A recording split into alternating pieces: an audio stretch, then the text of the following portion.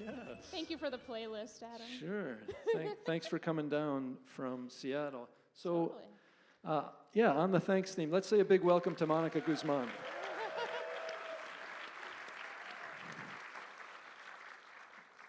So, I think many of you know that Monica's been doing a lot of work around getting people talking to and listening to and curious about folks from backgrounds and perspectives other than their own. And as part of Oregon Humanities, consider this series on people, place, and power. We're just really excited, Mónica, to have you here. So thank you for coming down. What I want to do is I want to say a word about the shape of the evening. I want to thank some folks that made tonight possible. I want to ask you some questions that will help give Mónica a sense of the room. Then we're going to jump in, talk for about an hour. Then we'll invite questions from this microphone over here. I also, in addition to saying welcome to those of you who braved this hot summer, late April night, I want to say thank you to folks in La Grande, a few hours east of here. There's a viewing party of this event in La Grande. Thank you. And there are also people watching from who knows where. And so thank you, everyone, for piping in for this, either in person or online. It means a lot to know that people are coming together in those ways as well as in person. I want to thank the National Endowment for the Humanities, the Oregon Cultural Trust, the Susan Hammer Fund of the Oregon Community Foundation, and the City of Portland's We Are Better Together program. Those organizations have helped make this event and lots of others possible. I also want to say a big thanks to many of you in the room who support, participate in, lead, practice this kind of work around the state. And I just want to say huge thanks. That makes it all happen. So thank you. One more note about the evening. After the questions from you, Monica's going to be signing books up front. We hope you will talk to each other in ways that Mónica will probably encourage as we talk. 8 days from now, on April 26th, my colleague at Oregon Humanities, Roselle Medina, will be leading a reading and discussion online conversation to follow up on today's event. So if you're interested, please sign up. It's another opportunity to talk to each other about some of the ideas that come up. That's kind of the drill. So I want to ask you a few questions, again, that will help Mónica get a sense of the room. So first is an easy one. If this is your first Oregon Humanities, consider this conversation. Could you make a little noise? Nice. Thank you. Thanks for being here. If you've been to one of these before, could you make a little noise? Okay. All right. That's great. We don't want to set people against each other, but it sounded like the second group had it. If you're in close relationship with someone whose political commitments differ strongly from your own, could you make a little noise?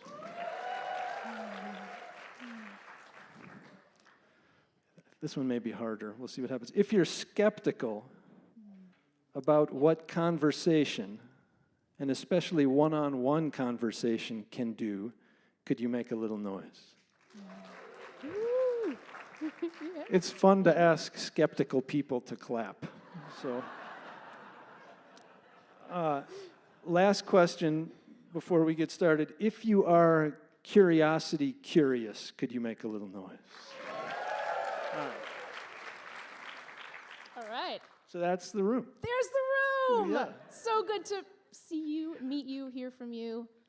I'm just thrilled to be here. Well, thank you. Thank you for being here. And I should say that I was going to start with a question, and instead I want to start with a worry. Okay. And worry or a a worry, word? a worry, a concern. Okay. And the worry is that even though you are the daughter of Mexican immigrants, and I am the son of sort of diasporic Eastern European Jews, I'm concerned that we're too similar. That you and I are too similar? Yeah. What do you mean by that? I'm concerned that we might share too many opinions. Yeah, and I guess I want to ask you right off the bat, is that the kind of thing that you think I ought to be concerned about as we get started? Concerned that we share too many opinions. Depending on what goal comes to mind when this becomes a concern for you? that we have a conversation that's both productive for both of us and productive also to listen to. Oh, interesting. Yes. I hear that worry. I've talked to folks who say similar types of things, that here we are disagreeing, but how much do we really disagree? And are we going to be able to, as the French philosopher Michel Montaigne puts it, rub and polish our brains against each other? Do we have enough difference to create friction, to create illumination and insight, to create the spark? And I love that is a worry for you, because it means that it's even something you keep in mind. My worry is that in today's day and age, that not only feels like not a concern for many people, but that it might be more trouble than it's worth. It might not be particularly useful to get friction or to try to talk across big divides and big differences, that we live in a time when things are stressful enough. Thank you very much. And what we need to do is find those places where we can be at least a little bit stable and a little bit comfortable, and differences that are too big are just not on the table anymore. That's my worry. Okay. So that friction you talked about, that in this world where friction might be an additional challenge, and there are plenty of challenges, how much, as you're trying to get conversations going, how much do you think I want there to be friction, and friction is necessary? How much and why? Well, can you restate that? How much do you want there to be? In your work, how much are you going after friction? Yes. So there's a lot of ways to sum up what I see as, the big problem. I think a lot of you probably sense some kind of fundamental brokenness in our society, across disagreement, across political divides, across lots of divides. And one of the biggest reasons, that I find it to be a problem can be summed up with this. We are so divided, we're blinded. That when we surround ourselves with people who share our instincts, we also end up sharing our blind spots.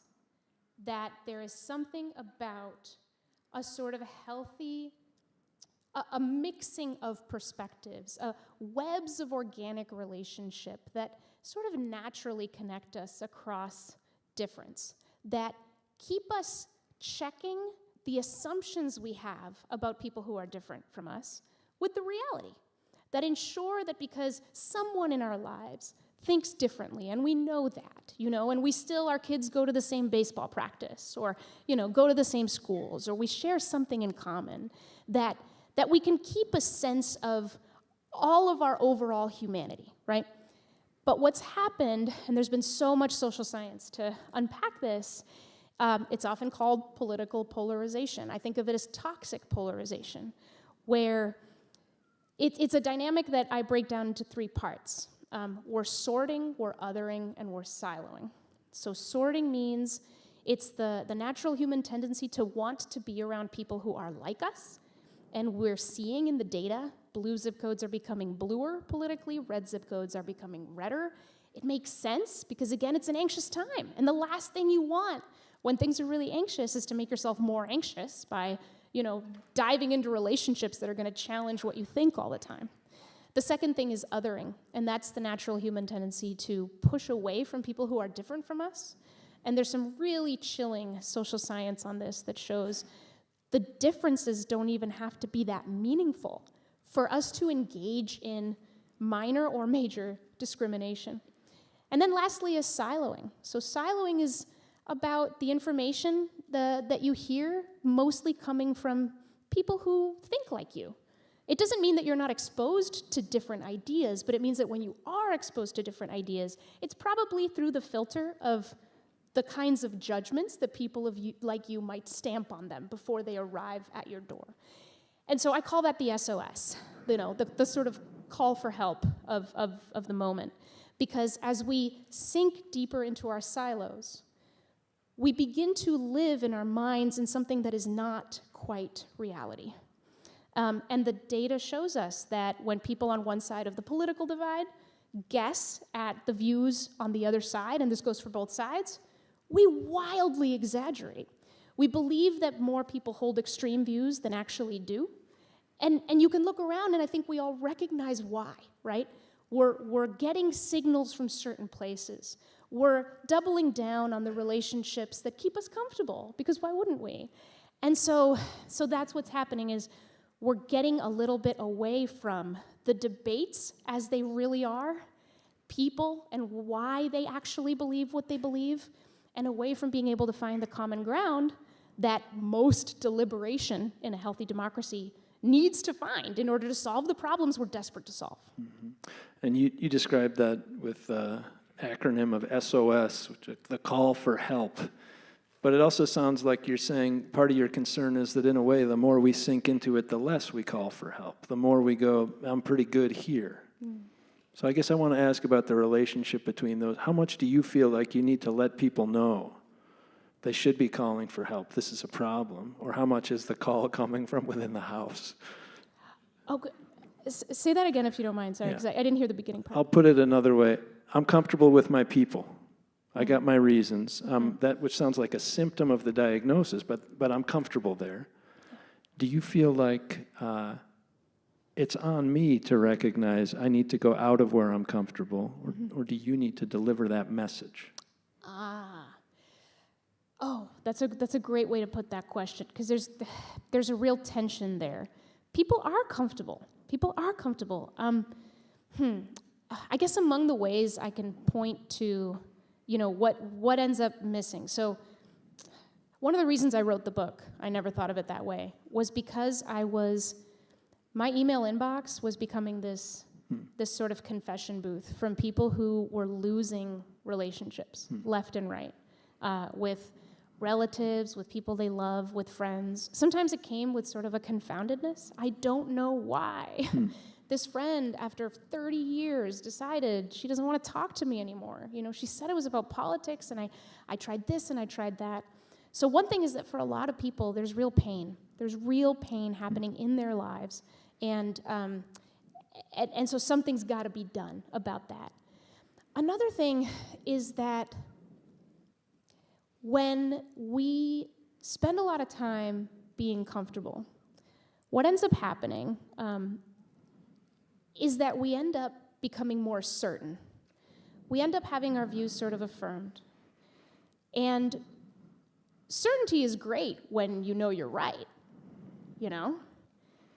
But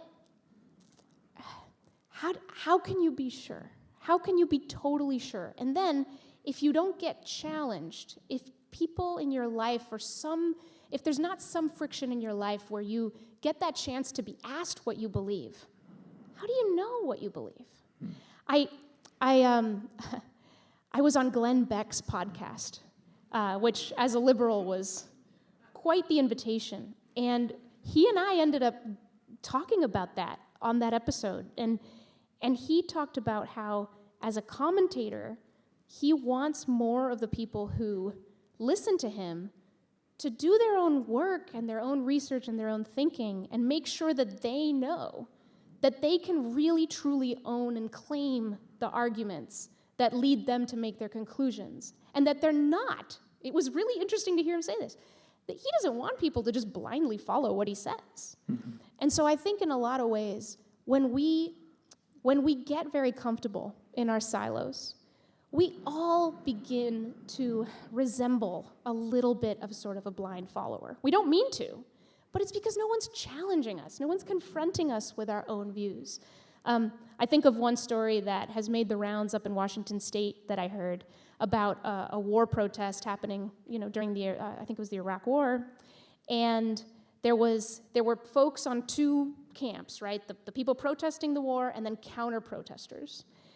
And one man on one side noticed the sign of a woman on the other and just decided to get up, walk over, and sit with her and started asking her questions. Just kind, curious questions. Not trying to change her, not trying to judge her. And after a while, the woman just kind of got up, put down her sign and said, I just realized I don't need to be here. I don't know why I'm here. And she went home. So it's, how often do we get confronted with our own views? How do we know what we believe if we're not constantly asking, right? And how do we know that our views haven't evolved or changed with some recent challenge if we're not opening ourselves up to that uncertainty and approaching the world with some humility? Mm-hmm. And you said the person walked over and asked kind, curious questions, which is an interesting pairing of adjectives, kind and curious. Sometimes it feels to me like those go really well together. Other times, curious can feel like what I do when I go to the zoo. Yeah. So I guess I want to ask you sort of what's the difference between a kind, curious question and a curious question that puts that person behind bars in a way? And maybe even concretely, like are there specific examples of those two? Yeah. Well, I talk a lot about the difference between asking why and asking how. So, being a journalist, the 5 W's, who, what, when, where, why. Why is such a curious question? It's a profound question. It gets to what's called epistemic curiosity. What is behind something? I don't just want to know the description of it. I just want to look it up. I want to understand what's behind it. It's a profound cognitive thing that we can go and be hungry for and try to learn. When there's lots of distrust, asking somebody, why do you believe what you believe, can come off pretty loaded. And what it will feel like is, oh my gosh, I have to justify myself. I don't just have to justify why I believe this position on guns or on abortion. I have to justify myself. Why? Because with politics, things have gotten so high stakes and so personal. And we're so afraid. We're afraid to be wrong. We're afraid to be judged. We're afraid to be kicked out of the groups and labels we think we belong to. We're afraid of so many things, being misunderstood, shamed, canceled, you name it. So what do we do when we're asked why by someone on the other side? Well, we'll think about what are the talking points that others have taken shelter under. That's what I'll tell this person. Let me think of the reasons others have given. Let me think of the safe reasons, right? The meme that I saw the other day. Let me throw that out. Let's go. And then what will the other person do? What will you do after you've heard that? Well, you'll probably respond with your own reasons, your own talking points, right? And then what do? Well, you'll just repeat them, but louder. You'll insist on them. Well, did you hear me say this thing? Did you hear me, right?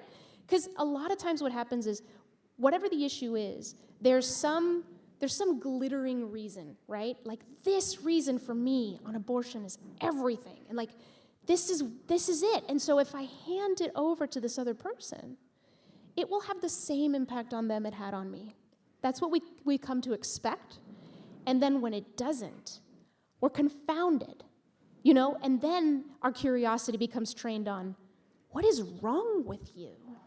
And that's the question we want to answer. It must be that you're crazy, that you're stupid, that you're evil. It must be one of those. And now I'm going to turn to try to prove that to you until you change your mind and come to my camp, which of course will never happen. So instead of asking, why do you believe what you believe?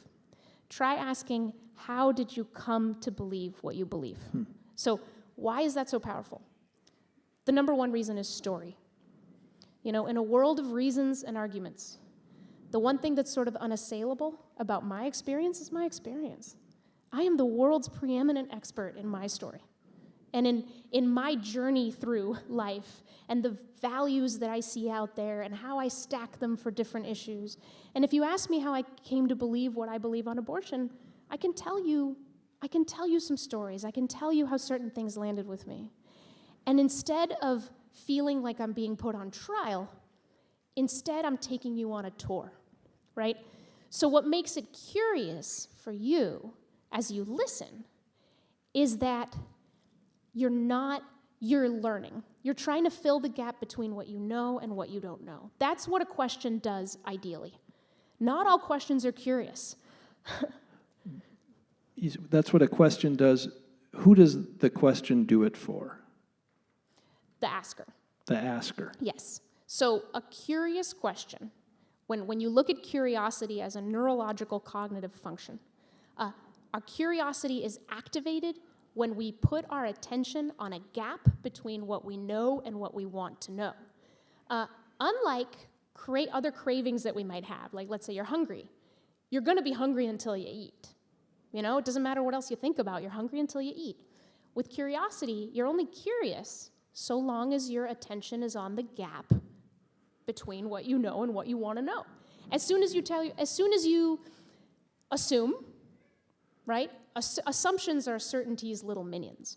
As soon as you assume you know, why ask? You're no longer curious.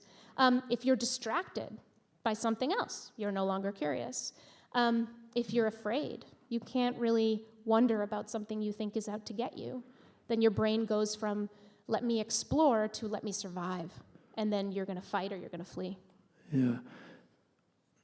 It's interesting because it's a very meta conversation already, because I'm asking questions about conversation and questions, but I'm thinking about two things, and I kind of tempted to go further into the what's going on when we ask someone a curious question, but I almost want to hold on that a little bit because of the way earlier you talked about big problems, the kind of big problems that feel like they have capital letters at the beginning of them, like polarization and division, and that which feels like it's huge social, cultural stuff.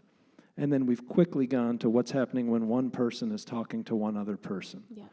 So can we spend a little time there before getting back into the sort of the tactics and technical stuff? And I think the way I want to ask this question is, like, why have any hope that what happens between one person and one other person has any relation to this larger situation of polarization and division? Yeah. There's a lot of entry points into this. And by the way, I want to make clear that I don't consider myself to have any answers. I was telling some folks here, it's about asking the right questions and exploring those questions together. You know, in society, when we're trying to search for truth, as the world keeps churning, we're never done. We're never done. So sorry, repeat the last part because I just lost my train of thought. Sure. The last part was? I think it was why have any hope? Right. Right. Okay, so why have any hope that the conversation between, like a one-on-one conversation, it can move the entire beast of a thing that we've got ahead of us? You know, the answer that comes to my mind and heart right now comes from journalism a bit. You know, journalism is the fourth estate, right? It's the service to a democracy that keeps us informed as citizens. It's our truth-telling institution. So I've been reflecting, what's our trust-building institution? If journalism is our truth-building institution, what's our trust-building institution? Because there's a lot of evidence that without trust, we can't engage in the collective search for truth. And if our search for truth is fractured, what good is it? So, the best answer I can come up with for what is our trust-building institution is that it's all of us. It is the organic relationships across difference. It's the conversations where you're surprised to find out that someone disagrees with you on something. It's the times when you think or say, I never thought of it that way, when you're talking about something challenging. That's what builds trust. It's what tells us, oh, there are neighbors, there are people around me who have walked different paths to their perspectives. And I don't agree with them. I may not even like them. But I can see that we're kind of wound up in the same tough questions that challenge us all. So there is no other way to get to the collective search for truth that we rely on. And when I look at what is breaking down in our politics, in our media, in our communities, the unit is the one-to-one conversation. The unit is the bridges we have with each other across difference. And the crisis is the bridges we burn because we feel we have no other choice. So the hope for me is that we do have another choice, and that it is psychologically at times very difficult. For some people in some situations, it is impossible. But for others, it is far, far easier than you might think. And I think our society actually depends on this from us. And that if we wait for media or politics to figure it out, we are abdicating, we are betraying ourselves. I love the distinction between sort of truth-building institution, like the Fourth Estate, and then trust-building institutions, which it's hard to point at. It seems like there are measures of sectors or institutions that are trusted or not trusted, but we don't hear a lot about those institutions that are deliberately dedicated to building trust. That's right, exactly. Can I ask you the naive question, what is trust? Trust is the definition that seems salient for this conversation. Trust is the ability to hold on to the belief that the other person is good and worthy, and that I have a relationship with them that is worth investing in and staying in that relationship. It's trust. It's they're not just out to get me. That if I think they're just out to get me, maybe let me think about it a little deeper. That there's reason to go deeper than that. When there is no trust, or when there's little trust, we run for the exits too quickly, in relationship with each other. We'll also manufacture certainty too quickly. We'll accept our assumptions too quickly. And when you think you know, you won't think to ask, you won't be curious, you'll draw conclusions that will kill the questions.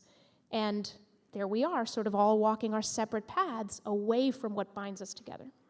And the path that you've walked, you talked about how each of us is sort of an expert in our own experience, and you've sort of moved, as I understand it, from journalism to this unidentified world, which is also the world that Oregon Humanities is in. It's this world of trying to get people talking to and listening to each other and hearing other people's stories in order to build trust and strengthen relationships, that sort of thing. I want to ask you to say a little bit more about how you moved from journalism to this unidentified thing that is hard to explain over dinner. What is this thing, and why do that? Yeah. Well, I haven't talked about my family tonight, so I should talk about that, because the reason I wrote the book was not ultimately clinical or methodical. It really started with my parents. So you mentioned that my parents are Mexican immigrants. I'm also a Mexican immigrant. We came over from Mexico when I was 6 years old, and we became citizens in the year 2000. I was 17, so when my parents were naturalized, I was automatically naturalized. And we went through the very interesting experience of sort of voting at the same time, pretty much, they had not voted in America that long before I started voting. And I'll never forget the moment when I came home junior year of high school and dropped my backpack in my mom's little home office, and I saw a Bush Cheney sign above her desk. I was like, and I wasn't that politically, evolved or anything, but some stupid thing in my head was well, I'm Democrat, I think, so my parents must be Democrat, sure. And it was just such a shock. And my parents are very unfiltered. We have a very unfiltered family. I think if any of you had been flies on the wall, I grew up in New Hampshire, and we went out to eat, quite a bit, and it felt like we could speak more loudly than what would be polite because no one understood what we were saying. And there was just so many conversations about, they're big fans of Glenn Beck, what Glenn Beck said, or, Clinton's welfare policy, all kinds of debates about same-sex marriage. My mom, very, very Catholic and traditional views about it, and I can say more about how those views have evolved. But all that time, it's man, the clashes would happen sometimes out of nowhere. We went and saw Michael Moore's, which one was it? Fahrenheit 9/11 or Bowling for Columbine. And then on the way home, I had to open the window just because it was so loud in the car. Everyone was just fighting and fighting and fighting. By the time we got to the 2016 presidential campaign, I had never never seen that kind of tension in my family over politics. I mean, raise your hand if this is you, right? I mean, it got really intense, and a lot of it was over expectations. You know, how could my own mother think this, or you didn't raise me to do that, and they would say things to me too about like, how could you not see it this way? What is going on? The heat got pretty big, and I talk in the book about a moment that my dad, you know, we're just like walking, and my dad says, you know, I've heard that some parents don't let their grandparents see their kids anymore over politics. You know, and I wonder if that will ever happen to us. And that was the first time that I heard my dad express that sort of fear. And what I told him in that moment was, jamás, which is Spanish for never. Like, no, Dad, that will never happen. And I realized that I was making a promise. I was making a commitment, you know, and that it may not be easy. So it's really interesting to think about that commitment and then think about the Braver Angels work, which seems to focus on political identity especially, and differences between reds and blues. And I think you pointed earlier, like every one of us carries a lot of different identities. We also are who we are as individuals. Why focus on political identity as the key category to consider when getting people together to talk, whether it's family or, in most cases, probably not family? Why political identity? Yeah, so I should back up a bit and say that I'm with a national nonprofit called Braver Angels. It's the largest cross-partisan grassroots nonprofit working to depolarize America. I think we've got some Braver Angels members in the room. Yeah, awesome. It's almost 100 local chapters that we call alliances all across the country, and it is focused on that mission of depolarization. So we do start with, all right, you're red, you're blue, maybe you're purple, or you're libertarian, you're somewhere in the middle, but let's bring you together under those categories and get underneath them and figure out what's going on underneath them. So we start with that because that's where our world seems so stuck, because the binary between red and blue has become the battleground, right? And it's become the reason that nuance seems to sort of die. The reason that that so much othering is happening, to the point that our debates are becoming so reactionary that it's reckless and ruthless and silly.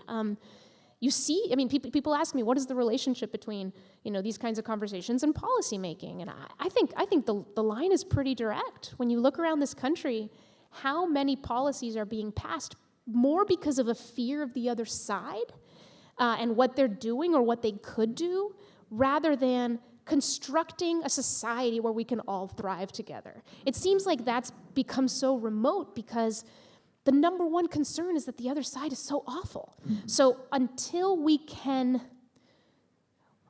see some of the reality that obscures, there's so many other problems that we'll not be able to tackle as well. So that's why we begin with red-blue, because that's where we have to start to try to move people to a place where we can see something more complicated. So political identity, more than any other kind of identity, is the place to ground that bridging work. Oh no, I won't make that claim necessarily. Braver Angels has chosen that because that's where we feel we can come in and be really useful. But man, we have a lot of challenging divides right now around race and gender and sexuality and trans identities and nationalities and, you know, country of origin, and you name it. There's a lot of those. So I see Braver Angels as being one dedicated organization among many that in its own ways is trying to make sure that we don't lose ourselves in, you know, in our groups and in our certainties and in our sense of where the threat always is. Yeah, well, and while you were saying that, I was going back in my head to what you said before about what a question is for and who a question is for. And that in a way, if I heard you right earlier, I think you were saying that a question is asked by the asker for the asker. Yeah. Mm-hmm. Which seems like it could legitimately engender suspicion in the person being asked. That's right. Like, Yeah. When is curiosity or a question a gift to the other person as distinct from a hunger for a kind of food from the asker? Like, Yeah. why should I trust that your question has my good in mind? Yeah, exactly. And this reminds me, someone I was talking to who was saying that isn't curiosity selfish? Isn't it ultimately self-serving? And I hadn't realized. I mean, I was like, when someone says something to you and you're like, oh, what? And then I heard that, I was like, curiosity, whoa, and I didn't know sort of where to begin in that moment to unpack that, but I've had time since. So curiosity, when it is sort of aimed at another person with the actual interest of seeing them, is one of the most caring acts we can do as human beings. I'll give a very simple example that keeps coming to mind, which is that, some time ago, I just remember I was meeting up with a friend, and we had a thing to do, like a project we were working on, and I knew we were on the clock. Something really cool had just happened to me, and so I wanted to tell her, but I also knew, like, I can't make this about me, we need to get going. And so she just sort of saw that my face was kind of glowing, and she's like, oh, you seem happy, like, what's going on? I said, oh, this little thing happened, but, like, no big deal. And she goes, no, I want to know, like, what happened?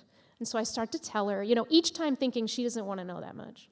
And each time she wanted to pull more because she was happy for me, because she wanted to understand.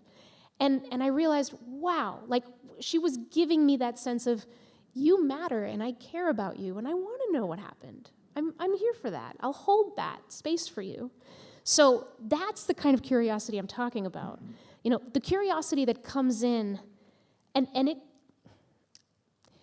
when you ask somebody who disagrees with you what they believe, but really you're coming at it from a place of superiority and condescension, they can tell. That's maybe the more sort of self-serving type of curiosity. It's kind of gross, and people can sense it. People can tell that you're condescending to them. It's the curiosity that is about caring begins with the supposition that they matter, and that they are worthy, and that they are eligible for this conversation, and that there is a sense of mutual investment. So that's the way in which curiosity is such a gift. Thank you. That was actually really helpful to think about curiosity as a form of care, which it seems to me that would be the trust-building kind instead of the other kind. I still wonder now on a more tactical level then about beginning with, say, political difference. I want to ask again about the big goals. Small groups, one-on-one, let's say 8 blue, 8 red, toxic polarization. And I say these questions are coming from the fact that this has been like the work that my organization and my life for decades has been in. And so I feel like there's a really good opportunity to ask hard questions about these commitments that I have. What's the relationship, again, between 16 people, half of whom are red, half of whom are blue, trying to learn more about each other, and some of the systemic reasons for distrust and other large challenges? Oh, yeah. No, and there is no one solution. If all it was leaning on people signing up for these workshops, right, and that's it, or one-on-one conversations and that's it. No, we also have to work on the institutional level. But what we've seen at Braver Angels and what I've seen in my work is those overlap and inform each other really well. I'm full of hope right now, for example, from what I see in the political realm. We're still living at a time when it's easy to believe that our elected officials are all just, they just relish all this division. They love it. They don't. You talk to them behind the scenes, some really high up folks will tell you they hate this game. They hate it. There's one member of Congress from South Carolina who told me this job sucks because he doesn't feel that he can govern with this amount of toxic polarization. And I published that, and his office called me and was like, can you just please remove the "this job sucks" part? We know he said it. But it just doesn't come off. And I'm like, it's fine. So. But they do know. They do know that this job sucks. So Spencer Cox, for example, is the Republican governor of Utah, cares deeply about this and what it's doing to our country. If you look up his gubernatorial campaign ad from the last campaign, he appeared with his Democratic challenger in one ad that went viral. And they both appeared in the ad going, hey, whichever one of us wins, we just want you to know, like, we're here for all of you. What? Right? So it's like, so inspiring individuals, right, and modeling this culture, when it reaches folks who do have some power, who are able to model this, who are able to spread it. Governor Cox is going to be the chair of the Governors Association, right? So that's giving him a platform on which to hopefully spread to the rest of our governors some of these ideas. Braver Angels has done workshops with the Problem Solvers Caucus, 12 members of Congress. We've done workshops with the entire New Hampshire state legislature, a lot of folks in Minneapolis. We have workshops for the staff of our elected officials. And that's just politics. Then you go to media, and again, it's easy to believe that journalists just want to divide us, you know, they're just playing to their camps, but you talk to journalists, and to a T, they all know how broken this is. And it's, the systemic piece is so powerful. The incentives are, look, if you're in media and you don't get a loyal audience, you're gonna die. I mean, the competition is fierce, and people are losing their jobs every day. But there is such good innovation going on. I recommend the Trusting News Project. My friend Joy Mayer is running a project called The Road to Pluralism. It's incredible and really inspiring. Solutions Journalism Network is doing phenomenal work. The journalist Amanda Ripley, who wrote the book High Conflict, just got named a Washington Post opinion columnist. She's doing amazing, amazing work on how important it is for the news to provide three things so that we're not exhausted and drained and depressed. News has to give us hope, dignity, and agency. And it's another way of saying, you know, we need to stay curious. We need to stay open, stay curious about each other, not vilify each other. So there's a lot happening institutionally that we all need to support. But I gotta tell you, like, politics and media are mirror institutions. If they don't see signals from their constituents, their readers, that this matters, what chance do they have to the people in there to overturn these incentives? Mm-hmm. So I want to ask another question about your own, sort of how you spend your time in thinking about this work, and that is that, like, in writing a book and in doing events like this, in some way what you're doing is case making about bridging work, which feels related to but somewhat different from, say, making the work itself happen directly. Mm-hmm. And I'm thinking about it because someone that just did a program with Oregon Humanities, when I asked what are they hoping with the conversations they have, they said, I don't even want to talk about what I hope for it, I just want to do the conversations. Mm-hmm. And I guess as you've been case making around this and trying to build an understanding of why bridging work is important, has the word bridging soured in your mouth? Has your own attitude towards this changed? Like, what keeps it thoroughly alive for you if it is staying alive in that way? Yeah. No, I love that you asked this, because we were talking, you know, backstage about something like this. I was an engagement journalist before it was cool, right?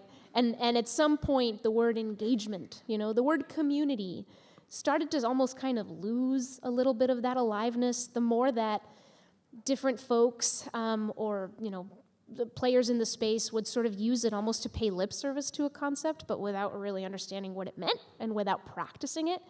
And so that's what I feel is so important, is bridging work is not, it's not about playing nice. It's not about seeming open. None of that matters if you're not backing it up with something.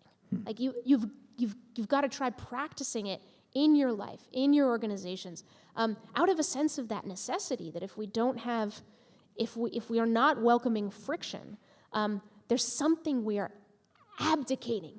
There's a way in which we're sort of resigned to some of the despair and toxicity of our world. So the way I keep it alive is to practice it in my own life as much as I can. At Braver Angels, we're growing by leaps and bounds. And we've got all kinds of stuff coming up where we're making bigger and bigger spaces, inviting folks to practice it in their own lives. I connect with a lot of folks. I'm thinking right now of a woman named Susan who, after the 2016 election, on her own, not being part of any kind of organization or anything like that, brought her cousins together. She had rural, very conservative, evangelical cousins and very liberal cousins, one of whom lives here in Portland. And it became like a bi-monthly call, like virtual call that they all did. And she invited me to observe a call that they did on the issue of abortion. And it was so heated and so interesting, to watch this cousin and this aunt and this uncle and just, and like ask themselves these questions. So that's it. It's like the point of this, I'm out there talking about it in the hopes that some folks who think they can't do it realize that maybe they can. Mm-hmm. And the it, in some way, is welcoming friction. Yeah. I gotta ask, I want to ask you of one instance. I imagine there are many. One when welcoming friction went south. It turned out actually to be not the good thing, but a bad thing. I mean, I assume there are... You mean in my own personal experience? That's what I mean, yeah. When welcoming friction went south. Oh my gosh, is it bad that I can't think of an example? I mean, in a way, it's encouraging. And in a way, it's a little discomforting. Yeah. I mean, I'll say this. There have been times, I'm trying to think of an example, when there have been many times when welcoming friction wasn't something we could do all at once, right then and there, right? Like, where things got, I'm thinking of a particular example with someone I know and love that I don't want to be too specific, but I thought that we could talk about something political fairly easily, and I struck a nerve with him, and I remember we were in the car, and he just kind of like huffed up in a way, and I was like, okay, signal received, and I tested the waters a little bit, just sort of calmly saying some things, and it was just really clear that he was just very angry. Sometimes what works in those moments is anger is data. A lot of folks think of anger as just the reason to hit the abort button. The point of a conversation is to be peaceful. No, not necessarily. Heat in a conversation is good. The question is whether you are cooking something or burning something. And if you're cooking up understanding, right, then great. Like, stay in that friction. There's actually wonderful research that shows that, contrary to what most people believe, conversations people enjoy can have a lot of negative moments.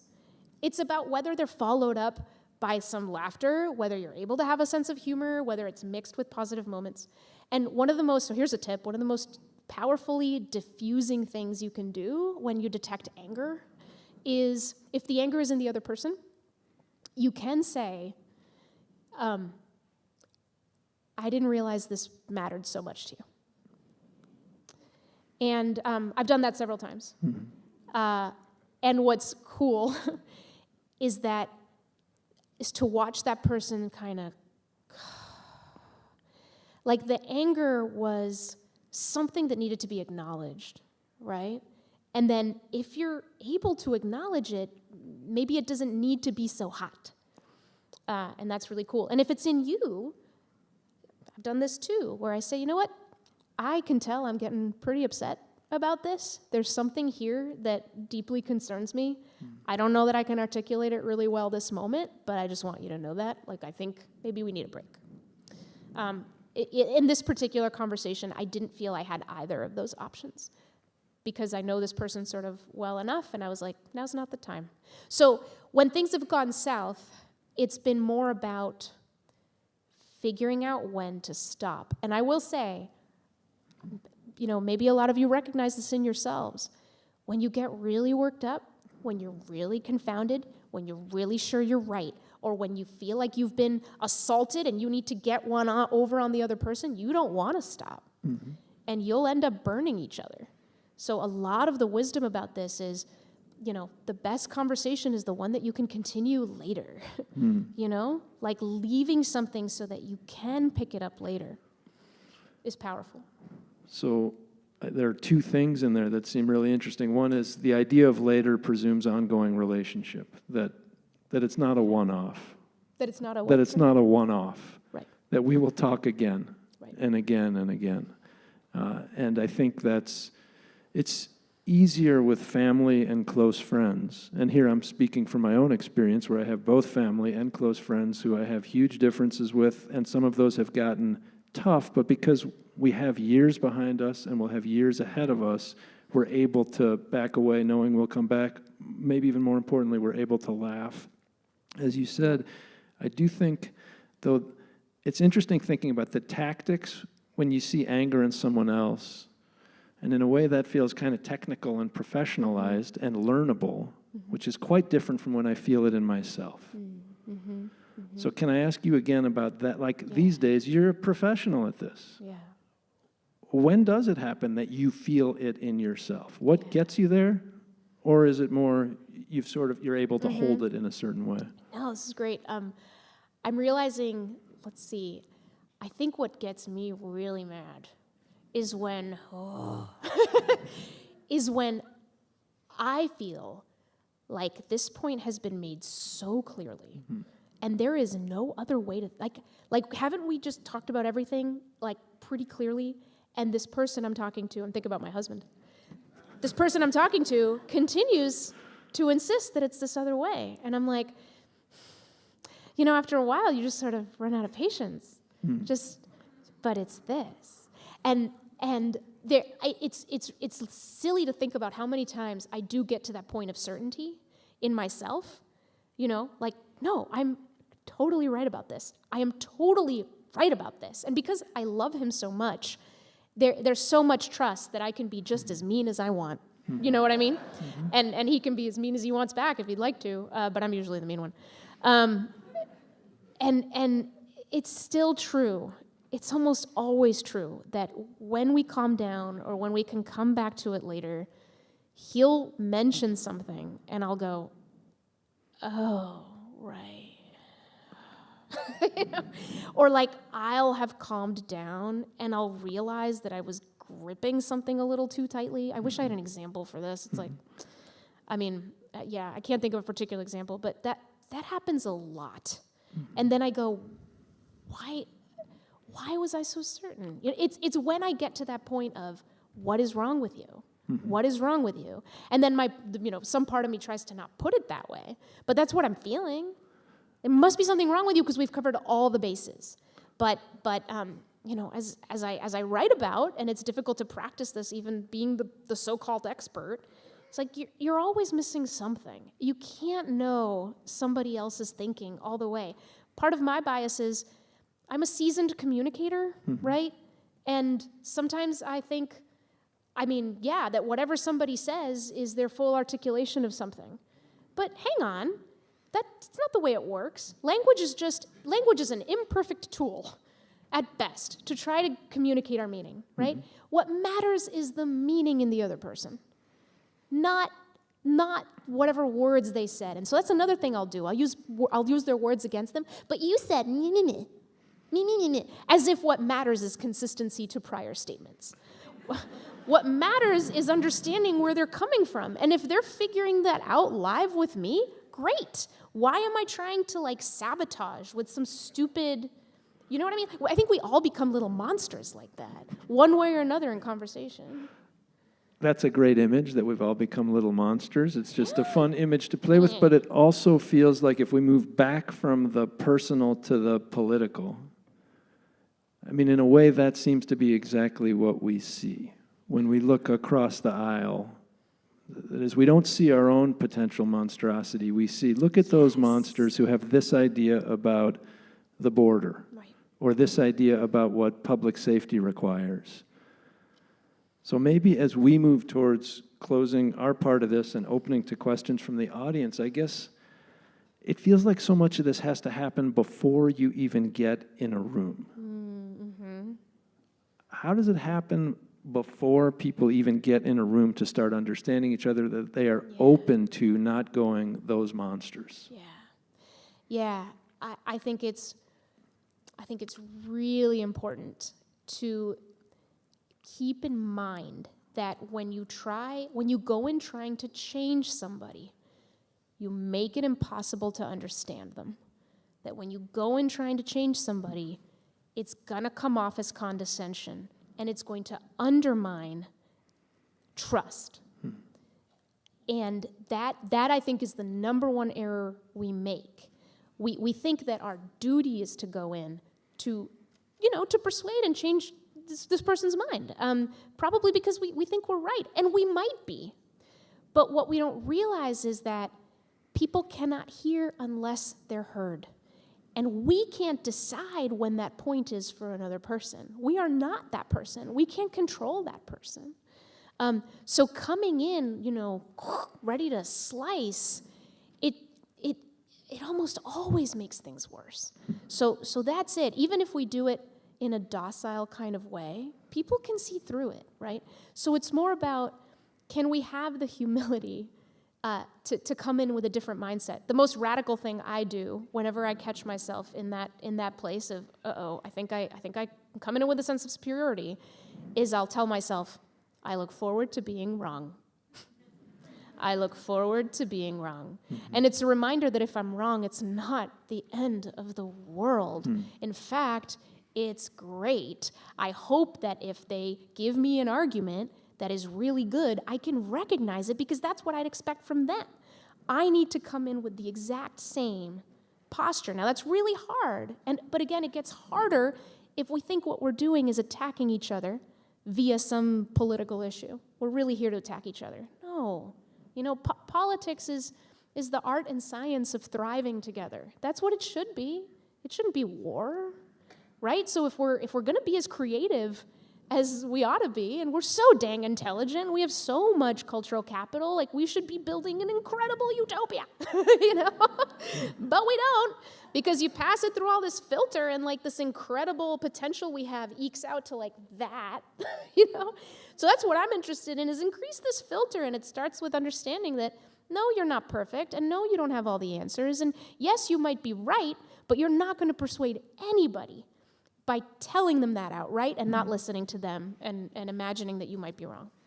It's interesting the way you just characterized politics, because it threw me back to a previous part of my life when I studied political science, political philosophy for a while, and I think people would, your definition of politics as sort of how we thrive together it's one approach to what politics is, and I think a lot of people also say politics is power. Yeah. Crudely. Oh, yeah. And then I think what that raises for me in all of this, and I think about it in our work sometimes too, is the challenge of bad faith actors. Yes. And how do bad faith actors affect what feels like a very good faith attempt to understand each other? And so can I just ask you about that, then maybe one more short question before we move to questions. This is where I get angry. I think bad faith actors thrive in incurious spaces. I think that there are so many times when we say to ourselves, these people who believe these things, I don't want to listen to them. I don't want to make space for them. This is, ugh. And so then we think, what's going to happen? They're going to stop believing those things? Is that what we think is going to happen? Because it's not what happens. They're going to go to spaces where they are received. And the more that spaces of difference reject a conversation, the more that folks with ideas that get rebuffed are going to find each other. And then we know what happens. There's been great research about this. Whenever we're surrounded by people who share our views will intensify. The steps we want to take to make our ideal world reality will intensify. That's what happens, right? So when we think, there's harm in having the conversations, there's harm in not having the conversations. So that's it. It's bad faith actors thrive when we can't turn to each other to hear our own truths.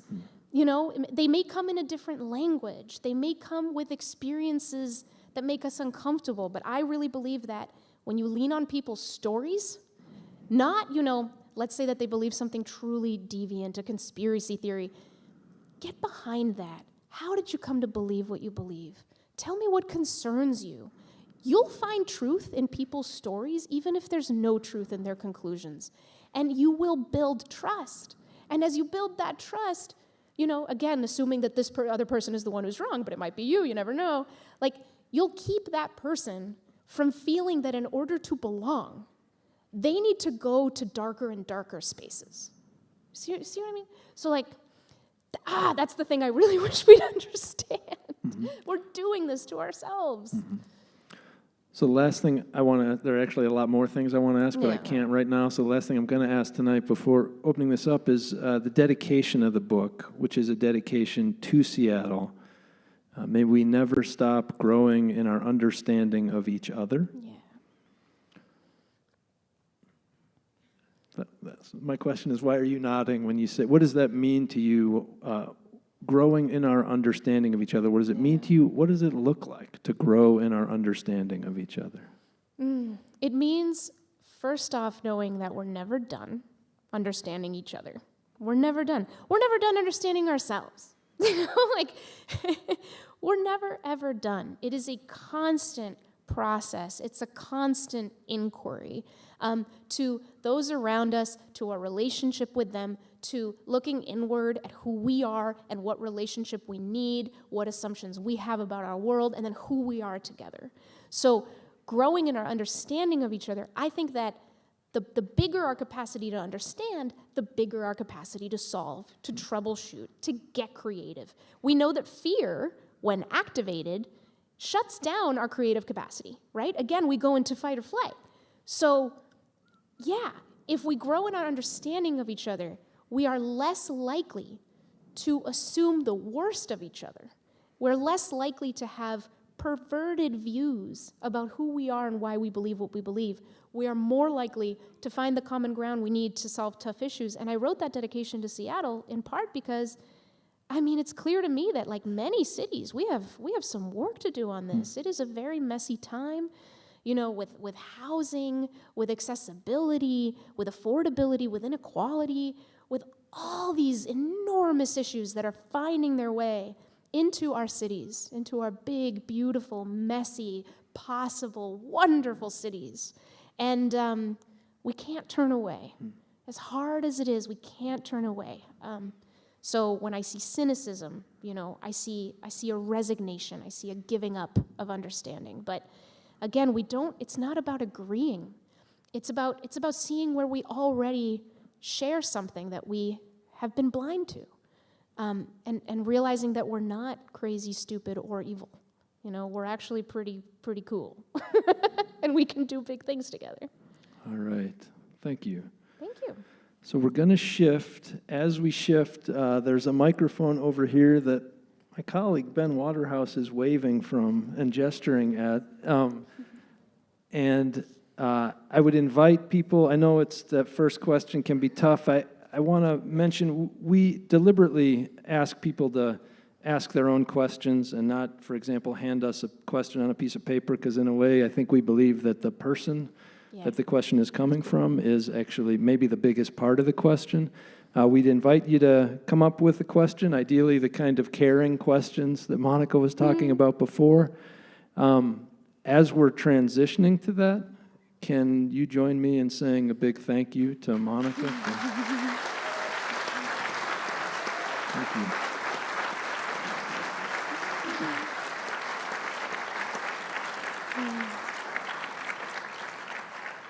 All right. Looks like we have a potential fight for the first question.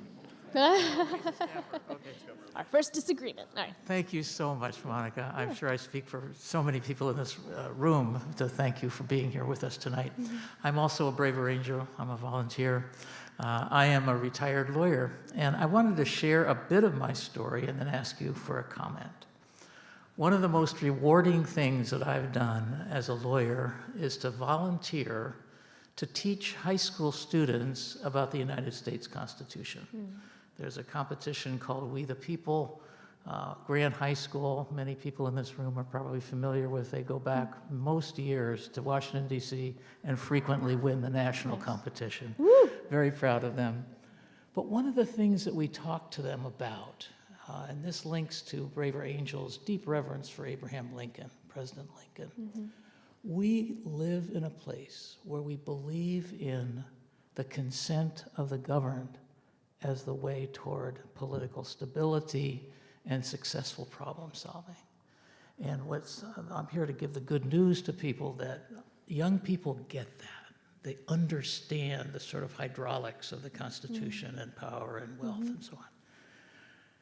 Citizenship is what ultimately comes out of our training of these young people. And I'd like to just shift our conversation a little bit to ask you, it seems to me at one level what you're talking about is the grist of citizenship. We can't be good citizens without having respectful conversations. And could you tell us a little bit about how you feel there is a role of open, affirming, curious conversations in being good citizens? Yeah. Oh, what a wonderful, thank you for that. That's really exciting. Yeah, and you know, questions like this make me think of the fact that I was born in another country and how grateful I am for the things that I think America gets right. I'm so grateful for that. I mean, I go back to Mexico and I talk to my family and the corruption and the lack of trust, it's not like it's not here, but it's so much worse. And there are things to preserve here, you know? There are so many things to preserve and not take for granted that we have. But what I think of when you talk about citizenship is, I grew up very much with the idea of citizenship being activities that have to do with the civic sector, in other words, you know, voting and showing up to City Hall and town forums and things like that. What I think I've learned is that the place that we need the most citizenship is actually more foundational even than that. It's those organic relationships with each other. There's a book by Vivek Murthy, the former Surgeon General of the United States, called Together, and it's about the loneliness epidemic. Telling y'all, there's some big stuff happening with the way that we aren't taking care of each other. And I think that there are some ways in which that was maybe taken for granted or a little invisible to us. And there's lots of talk about that, you know, certain civic institutions, certain neighborhoods. It's not like yesteryear was all that perfect. We know a lot about how folks of different races, you know, different statuses, different socioeconomic classes, we're still struggling with all of that. But that's where I think some of the heaviest work of citizenship needs to happen today, is at the level of the neighbor. If you're voting every election and you're showing up to City Hall and you're the most active voice on an issue, but you think your neighbors are terrible for what lawn signs they have or don't have, you don't want to talk to anyone who disagrees with you, you're burning bridges with people close to you if they don't subscribe to something you believe, and you don't want to hear it, and you don't want to talk about it. I don't think that that's an A+ in citizenship, not at all. And so I think we need to reform, we need to redefine that a little bit, go a little deeper, and citizenship has to involve some humility, I think. Thanks.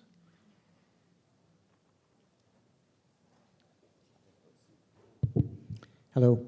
Recently got involved with Braver Angels, but for me, it's more like a spiritual process. I pretty much am there so I can learn to listen and to deconflict. And that's just one thing. So it's hard for me to imagine having a good result. I have shut myself off from talking to people about politics and cultural issues because I'm kind of a nuanced person, and I find that most people really like bumper stickers. Yeah. And I don't know, it's 5% of people are really interested in talking about ideas. So I just don't talk. I can understand that. Yeah, I mean, the climate, we've made a climate that seems to be so unrewarding, and the conditions seem pretty rare for something to get through. I think there are ways to push back against that. One of them that hasn't come up is, we want to ask people what they think about an issue, like right then and there. Just let's get into it. But I do find that one of the most powerful and curious questions to ask is, what concerns you? What concerns you about the conversation around climate change? What concerns you around this or that? And then when they're finished giving one level of concerns, you can ask, what else? What else? You can ask, tell me more of your story around that. Sometimes people drop hints that there's a story to tell, Oh, like that one time. What time? Tell me about that. And the more time we spend just listening to each other's concerns and delights, and this is the thing that feels blasphemous to say, is that it can be joyful. I know how weird that sounds, because you're plugging in the worst, most horrible issue. But most of the time, we're not talking about the worst, most horrible issue. Most of the time, we're learning about each other vis-a-vis how we approach our lives and what seems to matter to us. And so you spend some time listening to people in that curious context, and people become really interesting. And so, when you think you want to step in with your opinion, ask one more question, and then pivot, not by saying you're wrong, or you don't even have to say, I disagree. You can, if there's enough trust. You can also say, thank you for that. And then repeat something they've said that shows you understand it, and then say, I see that differently. Can I tell you what I mean by that? And then that person gives you that buy-in by saying, yeah, sure. And now they're receptive. And now you can explore your path with them as a witness. And now you didn't start by having a political argument, right? Or a political disagreement. Instead, it's here's my path, what's yours? Okay. That's very helpful for me. Thanks. Thank you. Hi, thanks for being here. I think I'm pretty good at doing what you're talking about. And I think as I get a little older and more comfortable with who I am, coming from a lot of non-majority identities, that I feel less willing to do this when I perceive a power or privilege imbalance. And so do you think we all have equal responsibility to do this listening? I'll give you an example. I'm on a board of a local nonprofit, and we were going to do some DEI training, and we were voting on whether to do it. And I said, I don't want to sit through a 101 with... I don't want to sit through a 101. I don't want to sit through 101. I'm on 501. And I don't want to help people learn things that are readily Googleable that they just haven't bothered to Google. And so my patience these days is pretty thin for asking men, how come you feel that way? Or asking white people, how come you feel that way? And so, what would you say to that? Oh, yeah, no, I know exactly where you're coming from. I mean, thank you for bringing that up. I think that is, thank you. We need to talk about this as well. Because one thing that's so tough, and powers come up, so let's get into it, is the injustice of the following, which is that the minority always knows more about the dominant, right? So we were just talking about curiosity and how it works. Curiosity is activated when there's a gap between what you know and what you want to know. For folks who occupy a more dominant, established, you name it, for folks who enjoy some of the benefits of our society and culture having spent more time familiar with who they are and what it means and being built around them, may not feel the need to be as curious because they're not faced as often with things that are not built for them. So there is a deep, it's not fair. Nothing about that is fair, right? There's no need to pretend it is. There's no need to say, well, no, let's like find an equivalence here. No. I remember talking with a man named Lucas Johnson who works on the On Being project. If anyone knows like Krista Tippett and the On Being podcast, he, like many folks in the bridging space, is a scholar of nonviolence. And the nonviolence movement wrestles with this. Why do the folks in the minority still need to be nonviolent? Why do we still need to sit here and listen and talk and listen and talk? And So the thing that was so clarifying talking with him was that injustice. So one thing to your point is, no, this is not something all of us need to do all the time, and that you need to feel that something is wrong with you if you're not doing it all the time for all issues. We all have such different calculations. I keep hearing people ask me, for sort of like socially enforceable red lines. Like, if I'm this identity, I never have to talk to that identity, right? If I'm here, I never talk to there, right? Like, there are these rules. And I've reflected on this, and so far I can't find a single social red line. And what I hate to say, because it's annoying to hear, is like, it's up to each of us at each conversation. Conversation is such a powerful context. I wish that more of us would recognize that. One-on-one conversation has this enormous potential to like bust through the barriers between us. So I'll give you an example, and this is a really awesome example that I know is hard to emulate, but I'll share it because of the power of it. Daryl Davis is a black blues musician who was performing at a bar and overheard some white men saying some pretty darn awful, blatantly racist things. And he didn't do what you would expect, which is go up to them, say something, and run off, or like attack, just say, hey, what's wrong, get out of there. He sat down with them and started asking them questions. Now, that sounds crazy, because it is. He has a collection of about 200 Ku Klux Klan robes from members of the Ku Klux Klan who have given him their robes after spending time with him and realizing that their hate was absurd. The question, he's been interviewed many times about his experience, and the question that he says drove him to do this is one of the most beautiful, radical questions I've ever heard. And the question is, how can you hate me if you don't even know me? How can you hate me if you don't even know me? And like the more you sort of say that to yourself,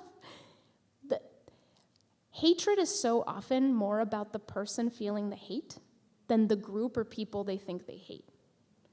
And is it up to the people they hate to show them that? No. I mean, it's painful.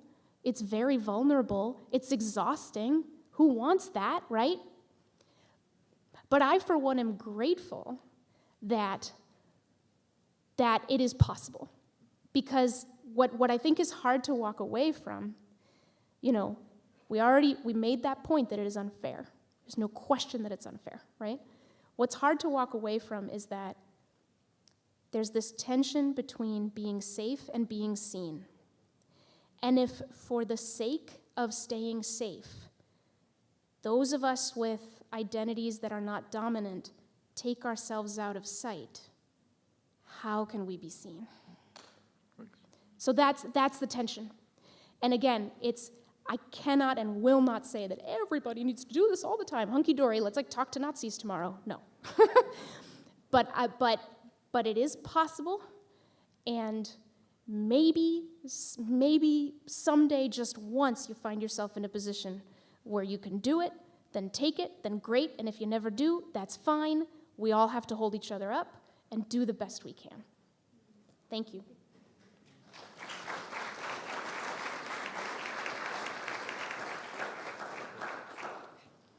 Thank you for that question. I was curious if you could talk about the role that like an advocacy agency would have in this, especially if they're quite large and they're not having one-on-one conversations, and how they can listen and reflect. Yeah. So advocacy about a certain issue, I take it, right? Yeah. So I think advocacy is one of the most exciting places to, imagine what's possible when you lean more into curiosity. I hear a lot, that there's this dichotomy, isn't there, between talk and action. If I'm having conversations, then I'm not changing the world. And I get where that comes from. But I think where advocacy can really benefit is making sure that advocates and activists stay sharp by opening up to a constant checking of our understanding of those who stand against whatever it is we're advocating for. Do we understand them? Are we vilifying them? For example, this is interesting. I saw a meme on my Facebook page the other day, and it had like hands holding up a sign in the meme, beautifully designed, and the sign said, "I choose a second grader over the Second Amendment."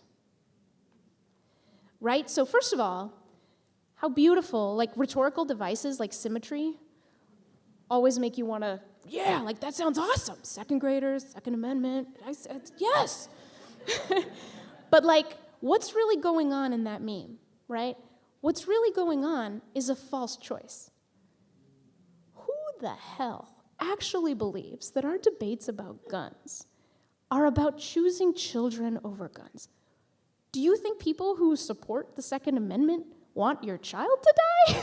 You know what I mean? And so I think that if we're not careful, advocacy spaces, because there's an urgency within them, can really fall victim to the kinds of simplifying, blinding binaries and false, nuance-killing types of simplifications. So one note that I would say is when you have forums to talk about issues, have the beginning part of it be an open forum for concerns, just concerns. Make sure people understand that even if their concerns are different from what has already been named, it's welcome. Try to model that kind of openness. And then once the concerns have been shared, and there's a lot of curiosity about them, questions of clarification to make sure we all understand them, then maybe you can move into some deliberation. See if you can invite folks who believe differently from, to an advocacy event. There's all kinds of things, and I'm probably taking too much time on it. But yeah, I think the best activists are the ones who are checking their assumptions about why people oppose the thing with the reality by leaving some space in their advocacy for conversations. The thing that I keep saying and reflecting on is whoever is underrepresented in your life will be overrepresented in your imagination. The more afraid you are of them, the more you'll fill in the blanks with bullcrap, and you need to clear that stuff out. So I see a few more people with questions and just want to ask, and Monica's already had a full day, so why don't we go just the people that are up there and and I'll try to be faster. No, Sorry. you're good, and then because you're going to be signing books as well, Yeah. so just want to keep in mind that we have that in mind. Hello. Hi. Sorry, I'm short. I guess what I wanted to ask about was, it's okay, I got it. I guess what I wanted to ask about is, I'm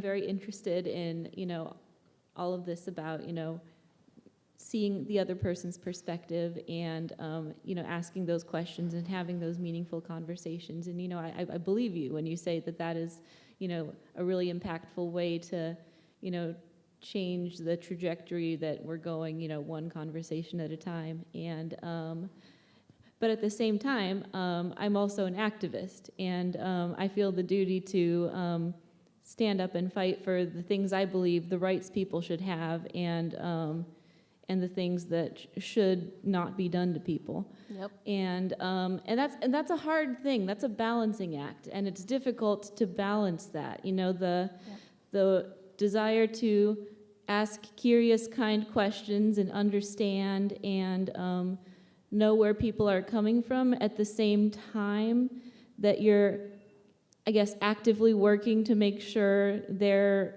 ideas about how the world should be and who should be able to do what don't ever come true. Like that's a hard thing to that's a hard thing to do, and I wonder if you could speak to that. Maybe give me some wisdom on that. Yeah, no, thank you so much for that point.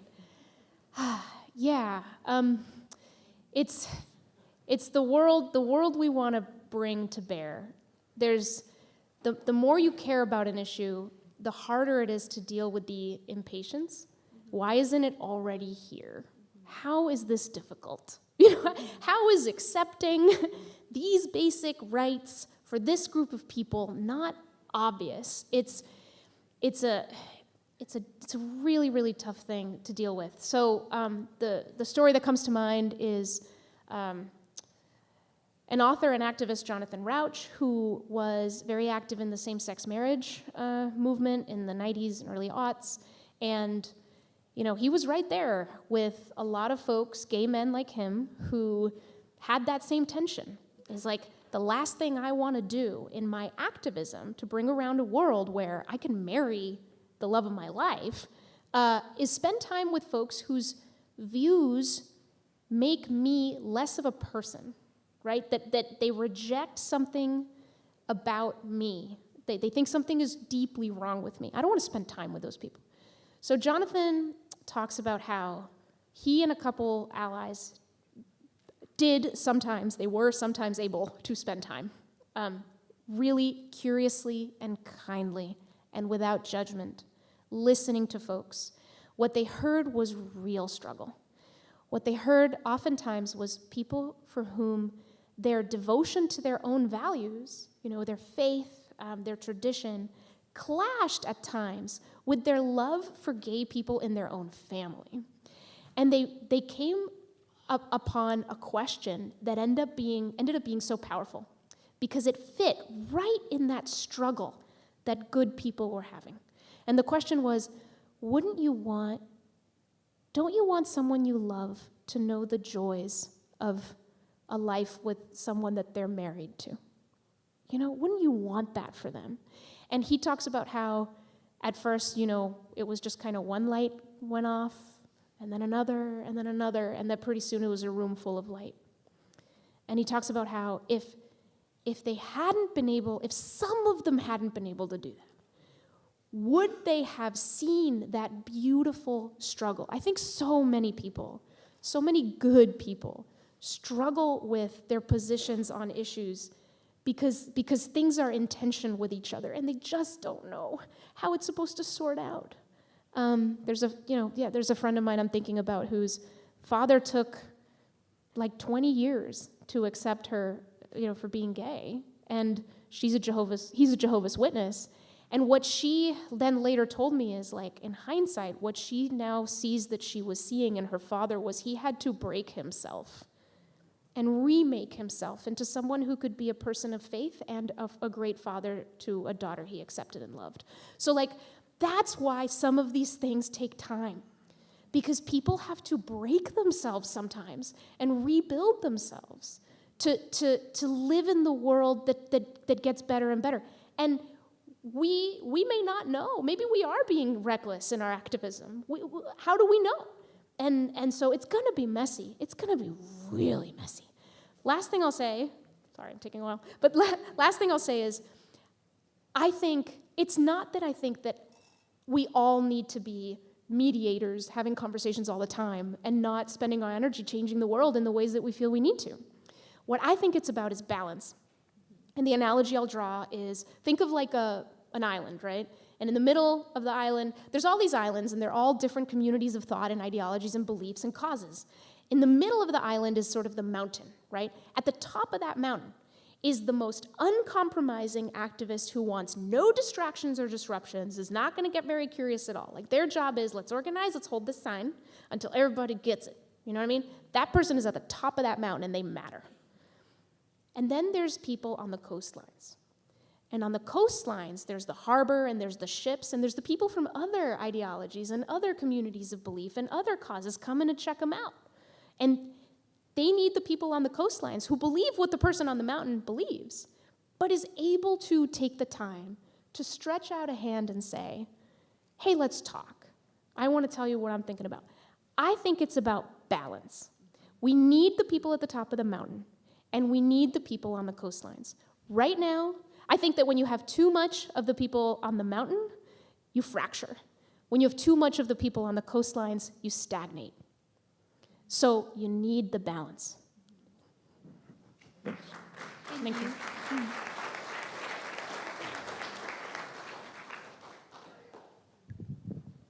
Hi. So I also have a Catholic Mexican mother. Woo! Yeah.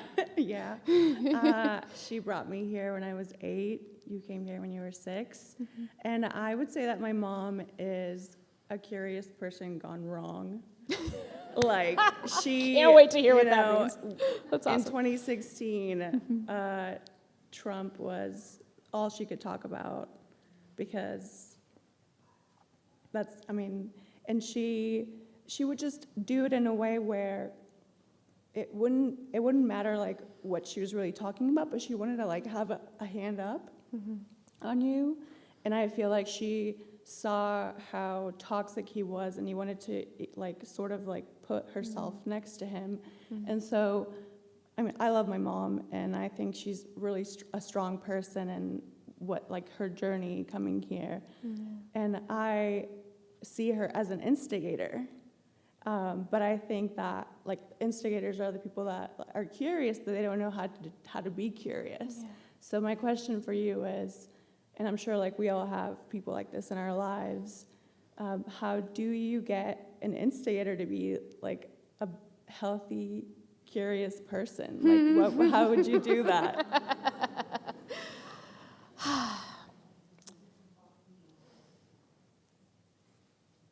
I mean, I think I have to say that for starters, it's difficult to take the first step to that if you think something is wrong with them, and you begin there. At least when you approach them, that's tough. They probably think something's wrong with you, too. Oh, yeah. You know what I mean? Yeah. So, so it's good to try to not have too much certainty about the diagnosis you have, so that you can explore and get behind some of those things. I think that the most important, the most powerful thing that you really can, the most powerful way to introduce what could be a reframe for someone who is an instigator is through story. It's through your own experiences. You know, so rather than, hey, Mom, you know, you're not thinking about this. It's, hey, Mom. And in fact, this is something I told my mom, so I'll just tell you. Hey, Mom, I know you really respect Trump, you know, and I know that for you, this is true for my mother, abortion is murder, and there's no one that is sort of the bigger devil than a Democrat who is okay with murdering babies. I mean, yeah, this is how she thinks about it, and I get it. But like, is this the kind of guy that is a good role model for my kids? And so the reason I bring this up, like I remember I told her, like, you know, I don't feel like I want to, the way that this was a story, I don't feel like I want to show my kids some of what he's doing because of his like style and demeanor. Do you see what I'm saying? And I tell stories about that. And she told me years later, because I asked her, Mom, was there anything in our conversations that that made you think I never thought about that way about Trump? And she goes, yeah, it's when you pointed out to me that you really couldn't see yourself sort of showing some of Trump's behavior to your kids because he's not a good role model. And she's like, I realized right then that I agreed with you and that was a really good point, and I hadn't seen it that way, you know, so thank you for that. So So yeah, there's something about, whatever you share, and in this case, like my children are her grandkids. She cares about them too. There's common ground there, you know what I mean? It didn't change her mind about Trump, but it helped us see a point of common ground. Neither of us like how he behaves. We can at least say that, So I recognize there are likely to be many more questions out here, but I want to take a short sentence from near the end of Monica's book, which is that the more public a conversation is, the less honest it can be. As a kind of way to sort of try to let myself off the hook for bringing this formal part of the evening to an end. My hope is people will stay, continue to talk to each other, continue to talk to Monica. Monica will be signing books shortly up there in the lobby. I want to say just a couple things before we go. The first is thank you again to the folks from LeGrand and elsewhere around the country and the state who are also joining us. April 26th, Oregon Humanities' Roselle Medina will be facilitating an online conversation to follow up on what Monica's been talking about tonight, so you can find that at oregonhumanities.org.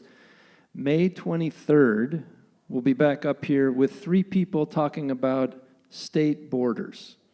So the spokesman for the Greater Idaho Movement, someone who works in the Gorge and comes from the leadership of Warm Springs Confederated Tribes, and someone who thinks about and works on Cascadia. So we're going to have people thinking about why our state borders matter and hopefully doing exactly what Monica has been both talking about and modeling. There are a lot of people in the room that do lots of versions of this kind of work, and thank you all for the work you're doing. Maybe we can say that. And then, again, just a huge thanks for both the work you do and the way you do the work, which I think is inspiring in both of those ways. A big thank you to Mónica Guzmán. Thanks, everyone. Thank you. Good. All right.